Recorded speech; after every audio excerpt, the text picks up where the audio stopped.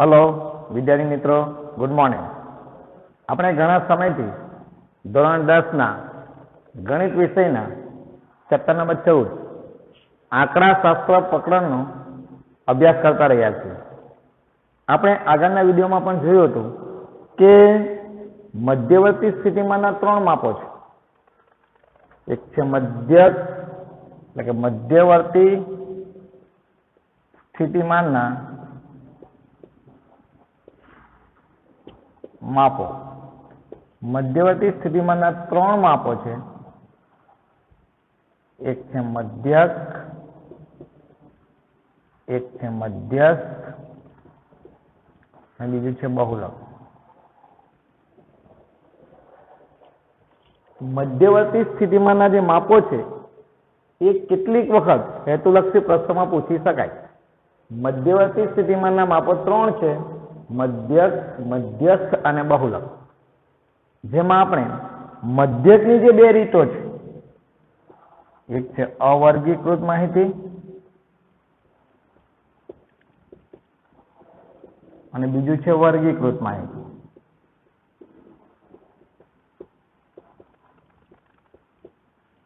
મધ્યકના દાખલા 2 પ્રકારમાં વહેંચેલા છે: અવર્ગીકૃત માહિતીનો મધ્યક અને વર્ગીકૃત માહિતીનો મધ્યક. અવર્ગીકૃત માહિતીનો મધ્યક શોધવાનો હોય તો એ એકદમ જ સરળ રીત છે અને એક જ રીત જે રકમ ઉપરથી આપણે જાણી શકીએ એ પણ આપણે સમજ્યા છીએ.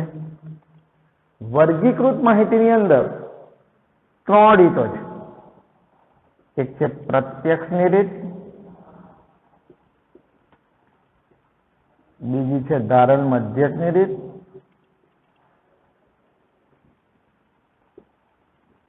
અને ત્રીજી છે પદ વિચલનની રીત.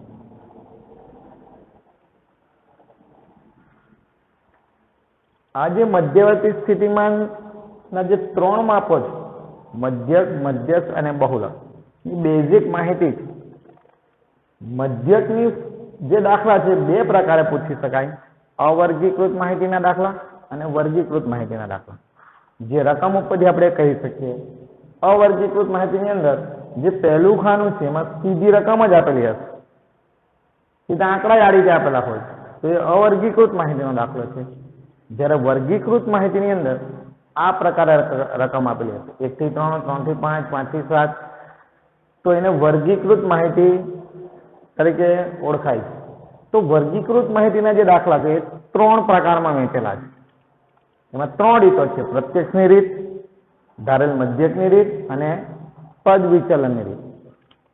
પ્રત્યક્ષની રીત, ધારેલ મધ્યકની રીત અને પદ વિચલનની રીત, 3 રીતના દાખલા આપણે આગળના વિડીયોમાં શીખી ગયા છે. આ છે આંકડાશાસ્ત્ર ચેપ્ટરની એક બેઝિક માહિતી કે ભાઈ મધ્યવર્તી સ્થિતિમાંના 3 માપો છે: મધ્યક, મધ્યસ્થ અને બહુલક. મધ્યકની 2 રીતો છે: અવર્ગીકૃત માહિતી અને વર્ગીકૃત માહિતી. અવર્ગીકૃત માહિતીની અંદર ફક્ત એક જ રીત છે, એ પણ આપણે ગયા વિડીયોમાં જોઈ ગયા છે. વર્ગીકૃત માહિતીના દાખલા 3 પ્રકાર અથવા તો 3 રીત છે: પ્રત્યક્ષની રીત, ધારેલ મધ્યકની રીત અને વિચલનની રીત. આ 3 રીતના દાખલા પણ આપણે સમજી ચૂક્યા છે. તો આજે આપણે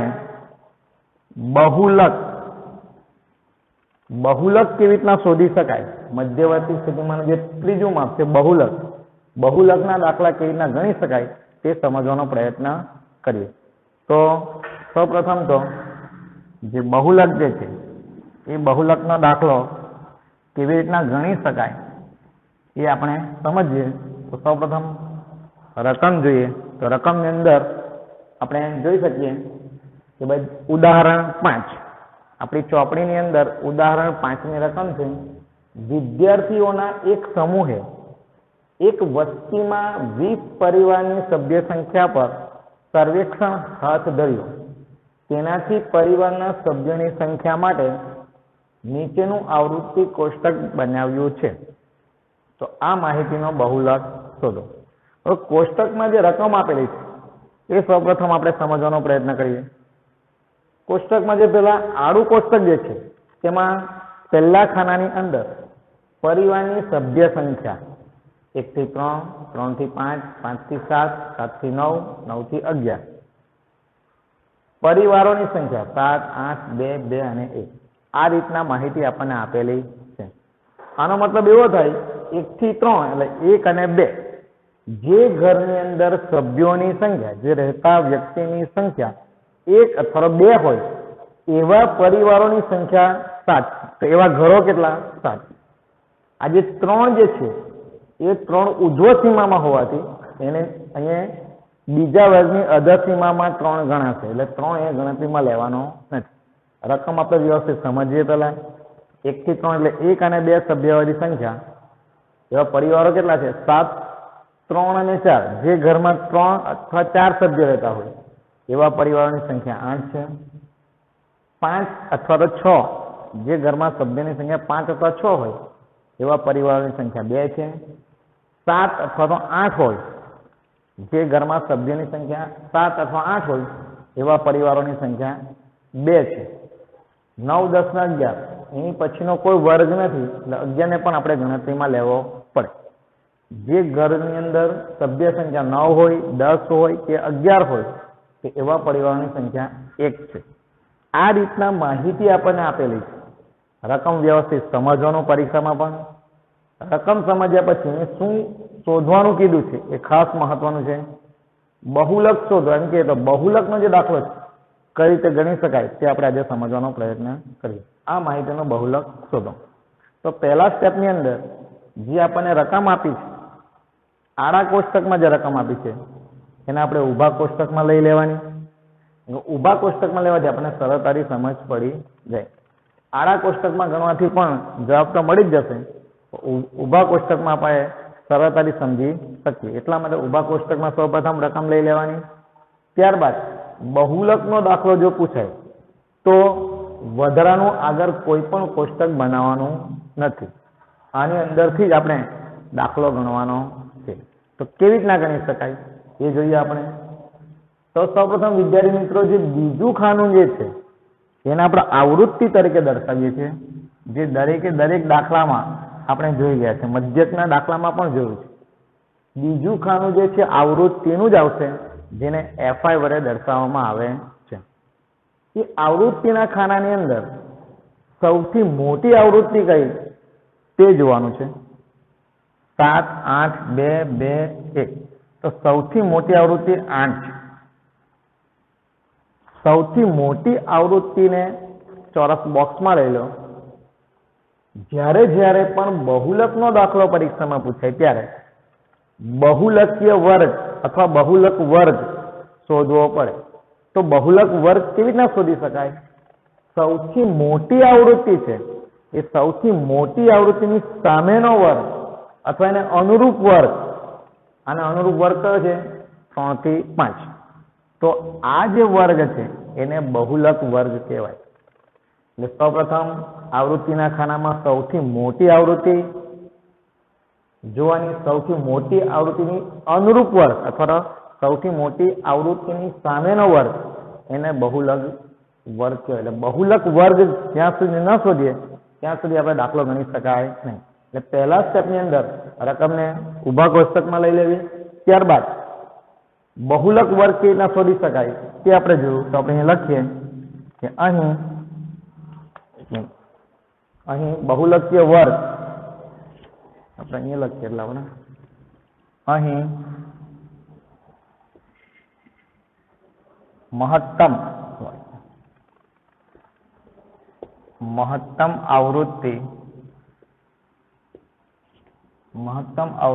8 તેને અનુરૂપ વર્ગ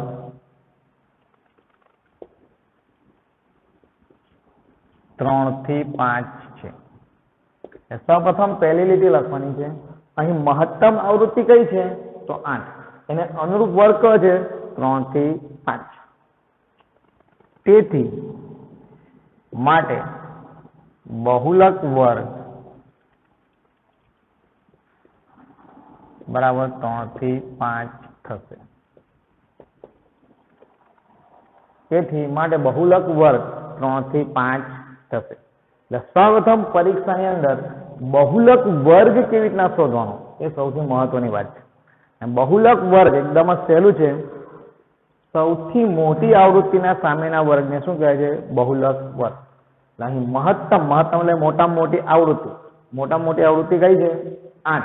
તો તેને અનુરૂપ વર્ગ કયો છે? 3 થી 5.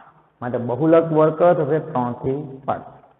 હવે વિદ્યાર્થી મિત્રો, ઘણા બધા વિદ્યાર્થીઓને પ્રશ્ન થશે કે સમજી લો છેલ્લી જે આવૃત્તિ છે એ જો મોટી આવૃત્તિ હોય તો એના માટે પણ બહુલકીય વર્ગ કયો થશે? 9 થી 11. જે કોઈ પણ મહત્તમ આવૃત્તિ હશે એની સામેના વર્ગને શું કહેવાય છે? બહુલક વર્ગ. જો સૌથી મોટી આવૃત્તિ 2 હશે તો બહુલકીય વર્ગ કયો થશે? 5 થી 7. તમને પ્રશ્ન એમ થશે કે 2 એક સરખી આવૃત્તિ આવશે તો મોટામાં મોટી આવૃત્તિ કોઈ પણ એક જ હશે, અથવા 2 હોય તો કોઈ પણ એક વર્ગની મોટામાં મોટી આવૃત્તિની સામે બહુલકીય વર્ગ તમે લઈ શકો. મોટામાં મોટી આવૃત્તિ કઈ છે અમારી? તેની સામેના વર્ગને શું કહેવાય છે? બહુલકીય વર્ગ. બહુલકીય વર્ગ શોધાઈ ગયા પછી પેલા ટૂંકમાં જે દાખલામાં આપણને જરૂર પડશે, સૂત્રની અંદર જે જરૂર પડશે એ આપણે અહીંયા સૌપ્રથમ લખી લઈએ. મહત્તમ આવૃત્તિની સામે લખવાનું છે F1. એની ઉપરની આવૃત્તિની સામે લખવાનું છે F0. એની નીચેની આવૃત્તિમાં લખવાનું છે F2.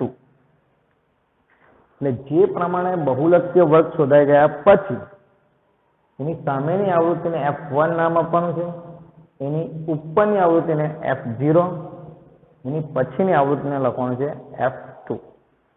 એનું કારણ છે આપણે રફ પેલા જોઈએ તો બહુલકનું જે સૂત્ર છે L plus F1 minus F0 છેદમાં 2F1 minus F0 minus F2 કૌંસની બહાર H.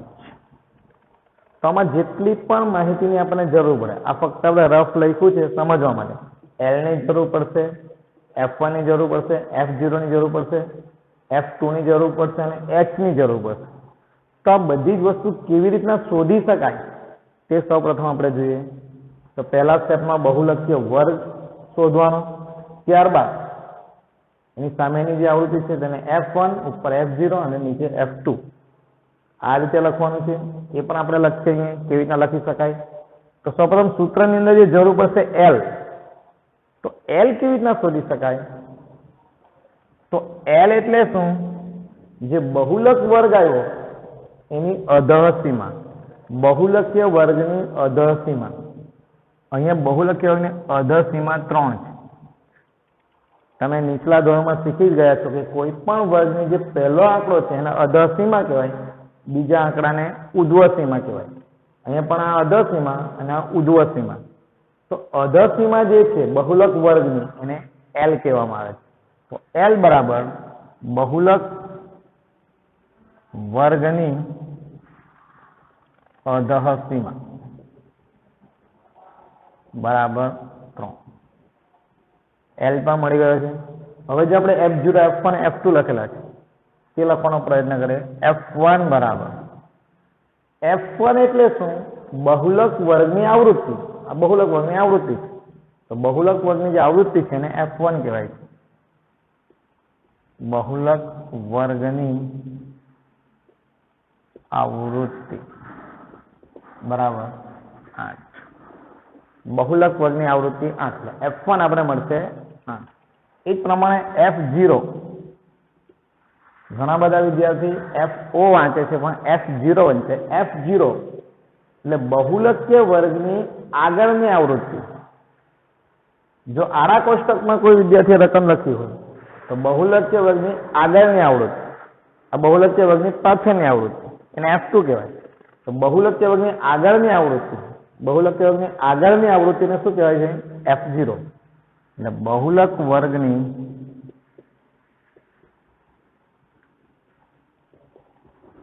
આગળની આવૃત્તિ બરાબર 7. એટલે F0 એટલે બહુલકીય વર્ગની જે આવૃત્તિ છે તેની આગળની આવૃત્તિ. F2 એટલે શું? બહુલકીય વર્ગની પછીની આવૃત્તિ. F2 બરાબર બહુલક વર્ગની પાછળની આવૃત્તિ. કેટલી છે? 2. F1 એટલે બહુલકીય વર્ગની આવૃત્તિ, F0 એટલે બહુલકીય વર્ગની આગળની આવૃત્તિ, F2 એટલે બહુલકીય વર્ગની પછીની આવૃત્તિ. એટલે સૌપ્રથમ આપણે L શોધો બહુલકીય વર્ગની અધરસીમા, ત્યારબાદ F1, F0 અને F2 શોધ્યા. હજુ પણ સૂત્રમાં જરૂર પડશે. જો L આપણે શોધી નાખ્યો, F1 ખબર છે, F0, F1, F0, F2, જરૂર પડશે H ની. H એટલે વર્ગ લંબાઈ અથવા વર્ગ અંતરાલ લંબાઈ. તો વર્ગ લંબાઈ દાખલા માટે કેવી રીતના યાદ રાખવાનું છે? કોઈ પણ એક વર્ગની અધરસીમા એના ઉપરના વર્ગની અધરસીમાની બાદબાકી. કોઈ પણ એક વર્ગની અધરસીમામાંથી ઉપરના વર્ગની અધરસીમા બાદ કરો, જે જવાબ મળે એને આપણે વર્ગ લંબાઈ તરીકે લઈશું. જો આડી લાઈનમાં તમે વર્ગ લંબાઈ લેવા જશો તો ઘણા બધું કન્ફ્યુઝ ઊભા થાય એવા છે. તો આ એકદમ સરળ રીત યાદ રાખવાની છે. કોઈ પણ એક વર્ગની અધરસીમામાંથી એના ઉપરના વર્ગની અધરસીમા બાદ કરો, જે જવાબ મળે એને વર્ગ લંબાઈ કહીશું. તો વર્ગ લંબાઈને આપણે દર્શાવીએ છીએ h હોય. તો h બરાબર વર્ગ લંબાઈ. વર્ગ લંબાઈ થશે આપણે 2. જેટલી પણ માહિતી આપણને સૂત્રમાં જરૂર છે આપણે દરેકે દરેક બાબત શોધી લીધી છે. હવે એ જ બધી જે કિંમતો છે એ બધી જ કિંમતો સૂત્રમાં મૂકતા જઈએ. આ રફ. હવે આપણે બહુલકનું સૂત્ર જોઈએ.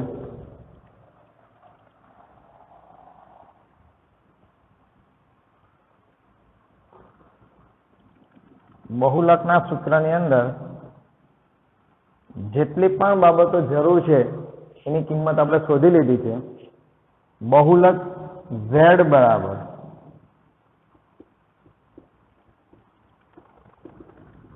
L plus F1 minus F0 છેદમાં 2F1 minus F0 minus F2 ગુણ્યા h. બહુલકનું જે સૂત્ર છે z બરાબર L plus F1 minus F0 છેદમાં 2F1 minus F0 minus F2 ગુણ્યા h. આ દરેકે દરેક કિંમત આપણે શોધી જ છે એ સૂત્રમાં મૂકતા જઈએ. તો z બરાબર L આપણે શોધેલો છે 3 પ્લસ F1 આપણી પાસે છે 8 માઇનસ F0 આપણી પાસે છે 7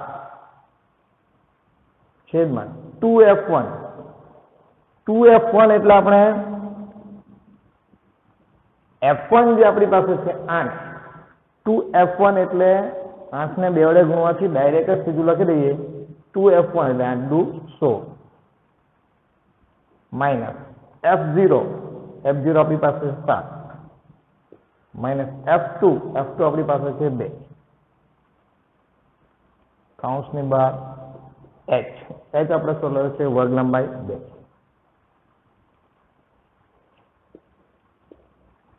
z બરાબર 3 પ્લસ સાદું રૂપ આપીએ આપણે 8 માંથી 7 જાય તો 1 છેદમાં 16 માંથી 7 જાય તો 9, 9 માંથી 2 જાય તો 7 કૌંસની બહાર રહેશે 2.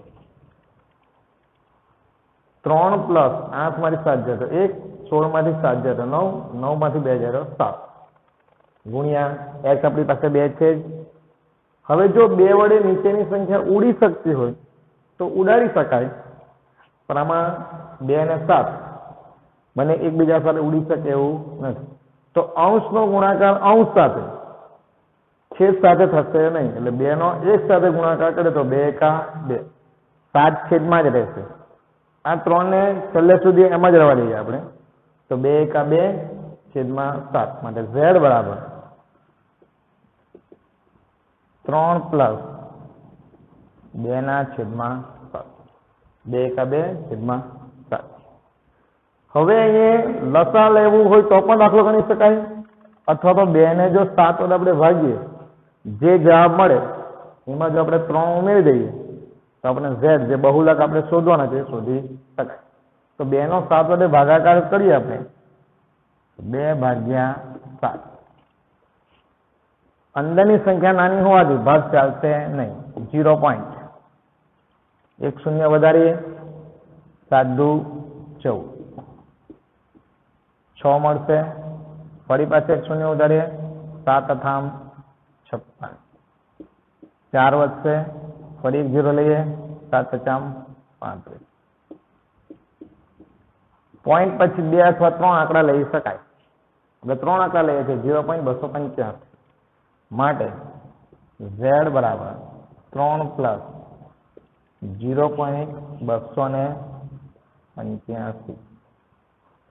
હવે જો પોઈન્ટ વાળા એટલે 2/7 મળશે જવાબ 0.285. જો એક સંખ્યા પોઈન્ટ વગરની હોય અને બીજી સંખ્યા જો પોઈન્ટ વાળી હોય તો એનો સરવાળો જ્યારે કરીએ આપણે 3 પાસે પોઈન્ટ નથી એટલે 3.000 એની અંદર 0.285. તમે નીચલા ધોરણમાં શીખી જ ગયા હશો પોઈન્ટની નીચે પોઈન્ટ આવવું જોઈએ મહત્વનું છે. તો આપણો સરવાળો ખોટો પડે એટલે 3 પાસે પોઈન્ટ નથી એટલે 3.000 અને 0.285 સરવાળો કરતા જવાબ મળશે 3.285 માટે z બરાબર 3.285. જો પહેલા કોષ્ટકમાં કોઈ એકમ આપ્યો હોય અહીંયા કિલોગ્રામ હોય તો કિલોગ્રામ લખવું પડે, રૂપિયા હોય તો રૂપિયા લખવું પડે. પણ એકમ ન હોવાથી આપણે લખી શકીએ z બરાબર 3.285 જે આપણો જવાબ છે. આમ આપેલી માહિતીનો બહુલક માહિતી શેની છે? પરિવારોની સંખ્યા. જે સભ્ય સંખ્યા પ્રમાણે પરિવારોની સંખ્યાનો બહુલક કેટલો મળે છે? 3.285. એટલે આપણે લખી શકીએ આમ આપેલી માહિતીનો બહુલક 3.285 મળે છે.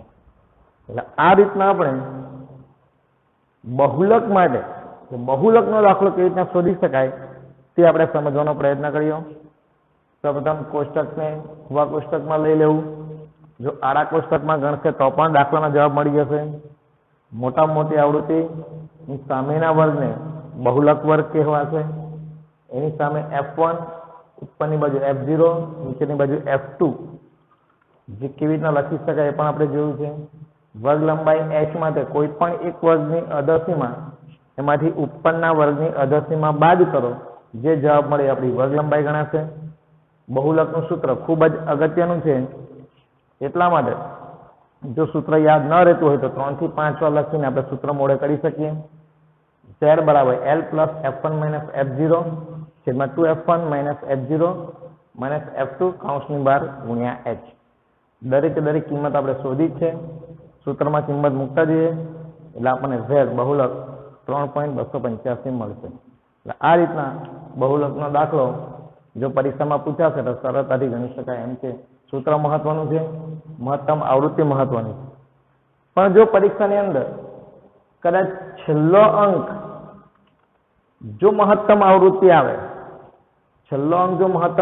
આવે તો શું ખાસ ધ્યાન રાખવાનું છે. તો અહીંયા f1 ગણાશે, ઉપર f0, તો નીચે f2 કોઈ જ અંક ન હોવાથી શૂન્ય લઈ શકાશે. આપણે f2 શૂન્ય લેવો પડે. એ જ પ્રમાણે પહેલો અંક જો મહત્તમ આવૃત્તિ આવે તો મહત્તમ આવૃત્તિની સામે f1, નીચે f2, ઉપર f0 કોઈ પણ અંક ન હોવાથી આપણે f0 બરાબર 0 લઈશું. એટલે આ પ્રમાણે જો કોઈક દાખલામાં એ બી એક મહત્વની વાત છે, એ આપણે યાદ રાખવી પડે. જો મહત્તમ આવૃત્તિ આ હશે તો f0 એ 0 થશે. જો મહત્તમ આવૃત્તિ આ હશે તો f2 આપણો 0 થશે. તો એ પ્રમાણે કોઈ પણ રીતે દાખલો ગણાય તો તમે બોર્ડની એક્ઝામમાં લખી શકો. એટલે આ રીતે બહુલક કેવી રીતના શોધવાનું તે આજે આપણે સમજવાનો પ્રયત્ન કરીએ. Okay, thank you.